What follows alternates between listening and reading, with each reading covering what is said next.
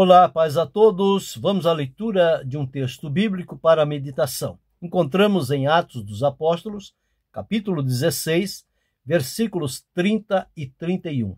Assim está escrito: E tirando-os para fora, disse: Senhores, que é necessário que eu faça para me salvar? E eles disseram: Crê no Senhor Jesus Cristo, e serás salvo tu e a tua casa. Aqui temos o relato quando, numa oportunidade, Paulo e Silas estavam presos e havia o carcereiro que tomava conta deles, e numa determinada noite, perto da meia-noite, Paulo e Silas estavam orando e cantando, os outros presos escutavam. De repente surgiu um terremoto que abalou a estrutura de todo aquele lugar e as cadeias foram soltas. E ao chegar pela manhã, o carcereiro, vendo que tudo estava aberto e que deveria dar conta das pessoas, julgando que as tivessem fugido, ele quis dar cabo à sua vida. Mas Paulo se adianta a ele e diz: Não faças tal, porque todos aqui estamos. Quando ele dá esta palavra, ele olha e observa que tudo está como deveria estar, e aquilo então foi algo que causou um impacto profundo no seu coração. Ele entendeu que aquilo não era da parte humana. Então ele faz a seguinte pergunta, quando tira Paulo e Silas para fora, pergunta a eles dizendo: Senhores, que é necessário que eu faça para me salvar? Não tem outra alternativa diante do milagre ocorrido a não ser colocar-me à disposição da salvação. Então Paulo e Silas dá a ele o caminho certo e diz a ele o seguinte: crê no Senhor Jesus Cristo e serás salvo tu e a tua casa. Então a salvação está fundamentada na pessoa de Jesus Cristo. Só Cristo salva, mais ninguém. Mas uma vez que a pessoa ouviu a exposição da palavra de Deus, creu no Evangelho de Jesus Cristo, foi levado ao arrependimento e à salvação, então essa pessoa agora, salva, liberta por Jesus, ela precisa na sua vida demonstrar algumas evidências, sejam elas internas ou externas. Não é possível que uma vida que outrora estava na escravidão do pecado e agora liberta, tem em si a presença habitando poderosamente no seu coração, a presença de Jesus, que não haja evidências, sinais que mostram que aquela vida passou por uma profunda transformação e algo foi gerado no seu coração que também se dá a conhecer não somente internamente, mas também externamente. E a salvação, ela traz isso. Ela produz evidências tanto internas quanto evidências externas na pessoa daqueles que são salvos. Então, a maneira de se averiguar a salvação na vida de uma pessoa é mediante estas evidências que a própria Escritura nos afirma. A primeira evidência que nós observamos quando a pessoa decididamente, de coração, chamada e atraída por Jesus, recebe-o com alegria e confessa-o como Senhor e Salvador, é que ela recebe uma nova visão e a sua compreensão espiritual que estava fechada, ela então se abre. Deus abre o entendimento das pessoas e eles passam a ter também a iluminação do Espírito Santo. Então, esta nova visão e compreensão espiritual era algo ausente na vida daquela pessoa, mas mediante o encontro com Jesus, isto vem como resultado, como evidência de uma salvação que se operou naquela vida por meio de Jesus. Então ela tem a nova visão, um novo olhar, uma nova compreensão de tudo aquilo de modo espiritual. Quando olhamos em 2 Coríntios, no capítulo 4, e o versículo 6, está escrito assim: porque Deus que disse que das trevas resplandecesse a luz, é quem resplandeceu em nossos corações para iluminação do conhecimento da glória de Deus na face de Jesus Cristo. Bem como Paulo deixou escrito aos Efésios, no capítulo 1 e no versículo 18, o seguinte ficou registrado: tendo iluminados os olhos do vosso entendimento, para que saibais qual seja a esperança da sua vocação e quais as riquezas da glória da sua herança nos santos. Então veja esta iluminação espiritual que acontece. É quando a ação de Deus passa a habitar na vida desta pessoa e o Espírito Santo tem atuação ali. Então, abrindo-lhe a visão e a compreensão, dando a visão agora espiritual e também a compreensão espiritual. Esta é uma evidência na vida da pessoa, uma evidência interna. Outra evidência interna que acontece é a transformação do coração. O coração, conforme a Bíblia afirma, ele é enganoso mais do que todas as coisas e perverso. Quem o pode conhecer? É exatamente por esta razão que o coração deve ser colocado nas mãos do Senhor Jesus e ele, então, à semelhança do que Deus prometeu através de Ezequiel, tirar o coração de pedra e colocar um coração de carne e dentro deste coração colocar o seu espírito para habitar ali, aquela vida passa então a ser uma vida transformada.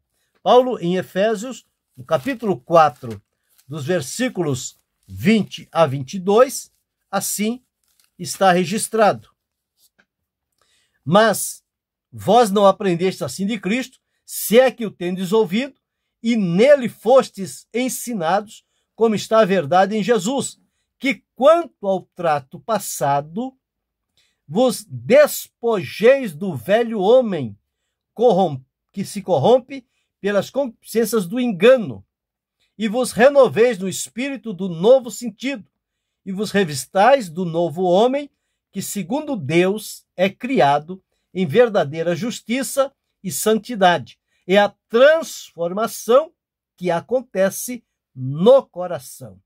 Tudo que estava alojado naquele coração é tirado, é purificado, é liberto aquele coração. O Senhor Jesus vem fazer morada nele e a partir de então a transformação se processa naquele coração. Então ele tem agora um coração transformado, ele tem agora uma visão aberta, uma compreensão espiritual definida e, portanto, estas são evidências que a pessoa em si mesmo, ela percebe essas mudanças e transformações que se operam na nossa vida. Bem como também em Efésios, no capítulo 5, versículos 15 a 17, está escrito assim: vede prudentemente como andais, não como nécios, mas como sábios, remindo o tempo, porquanto os dias são maus, pelo que não sejais insensatos, mas entendei qual seja a vontade do Senhor. Então, a vontade desta pessoa, agora salvo por Jesus, é uma vontade transformada. Então, essa transformação se processa em toda a nossa vida, no nosso entendimento, no nosso sentimento e na nossa vontade. E agora, então, as evidências da salvação, elas começam a acontecer em toda a área da nossa vida, da personalidade. Primeiro internamente, depois externamente. E passa então, agora, uma vez salvo, liberto, convertido a Cristo. Então, passa a ter uma atitude diferente daquela que tinha com relação ao pecado. Antes, o pecado era o deleite, era o prazer, era algo desejável praticar. Mas uma vez salvo por Cristo Jesus, agora, liberto da condenação e do poder do pecado, o pecado não tem mais o poderio sobre aquela vida. Aquela vida agora, ela é diferente, porque agora ela está submissa a Jesus, liberta para servi-lo. Então, a atitude para com o pecado. Se outrora a pessoa ia às fontes, aos lugares dos prazeres originados pelo pecado, agora salvo por Cristo Jesus, ela tem uma nova atitude com relação a isto, e ela não mais se volta para aqueles lugares onde dantes se realizava a prática pecaminosa. Mas agora está ligado em Cristo e busca em Cristo as fontes para purificação e libertação. Então, a atitude com relação ao pecado não é mais de conivência, mas é agora de oposição. É uma resistência ao pecado para que ele não se manifeste. E a palavra de Deus afirma que o pecado que tão de perto nos rodeia.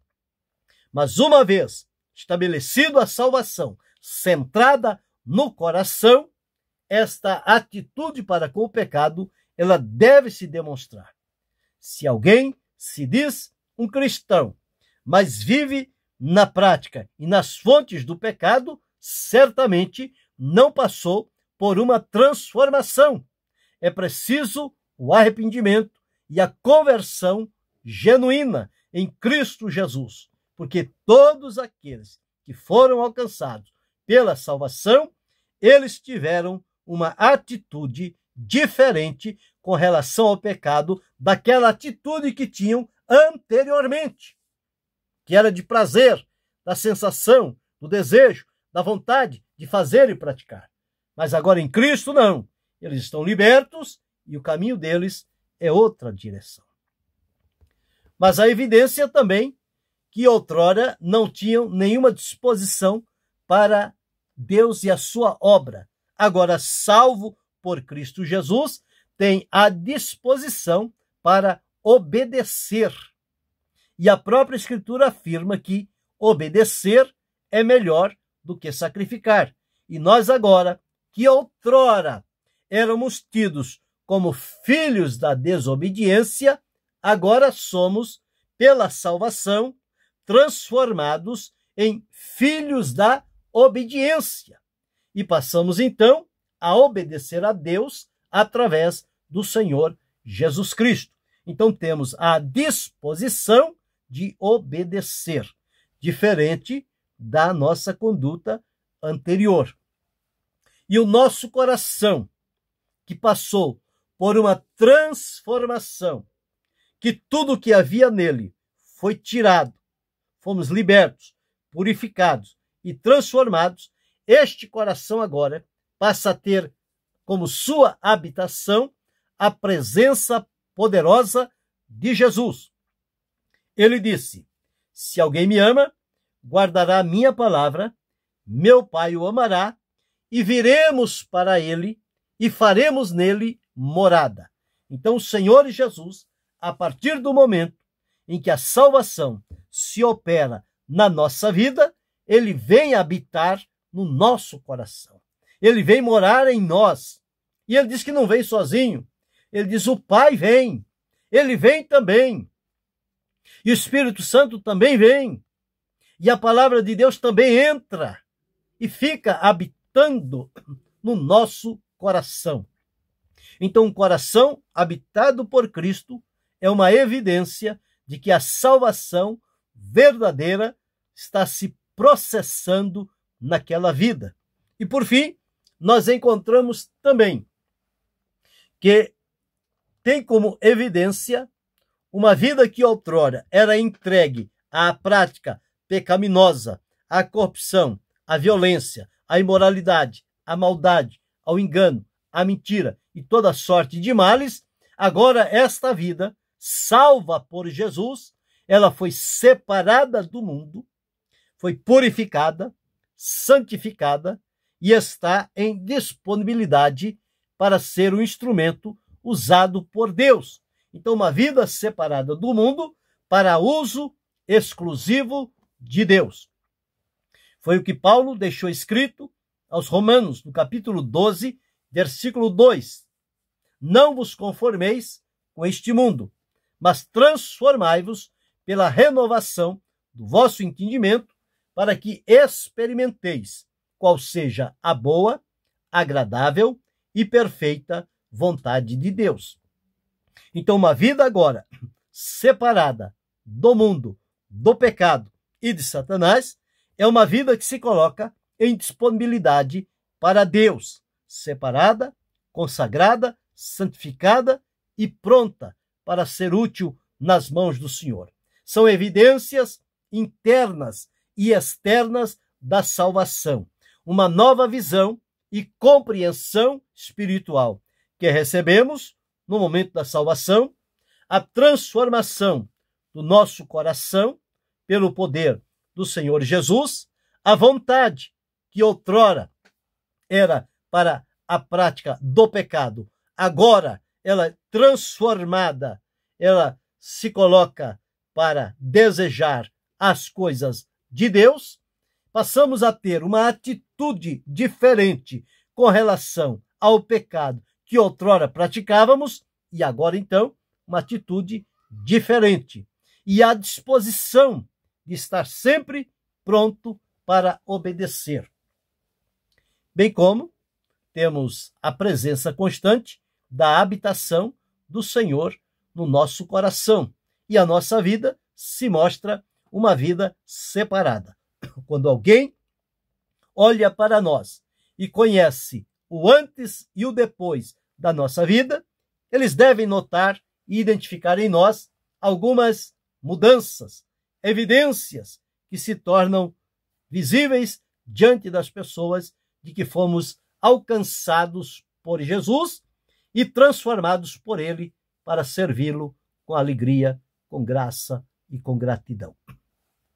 Então, estas são as evidências internas e externas da salvação. Com certeza, este carcereiro de Filipos, quando daquele momento que perguntou a Paulo e Silas o que era necessário fazer para que fosse salvo, eles o orientaram a crer no Senhor Jesus Cristo, sendo salvo ele e toda a sua casa. E isto prova de que ele o levou à sua casa e, junto com a família, glorificaram a Deus. Toda aquela família se rendeu aos pés de Jesus e a atitude do carcereiro demonstrava, na verdade, que a salvação tinha se estabelecido naquele coração, porque ele, então, com alegria e com toda a sua casa, passaram a servir ao Senhor. Que eu e você, que cada um de nós, continuemos vivendo de tal maneira que as pessoas possam observar em nós as evidências da salvação e que nós tenhamos a convicção das evidências internas e que as pessoas à nossa volta tenham a confirmação das evidências externas de que a salvação, quando ela vem para operar-se sobre a nossa vida, com verdade, nós seremos transformados e abençoados para servir unicamente ao Senhor. Isso devemos fazê-lo com graça, com fé, com amor, com obediência, com sinceridade, com lealdade e com pureza de mãos, porque fomos transformados e libertos e estamos prontos para servir e adorar ao Senhor Jesus para a glória de Deus Pai. E que Deus continue abençoando-nos em Cristo Jesus, não só hoje, mas para todo sempre. Amém.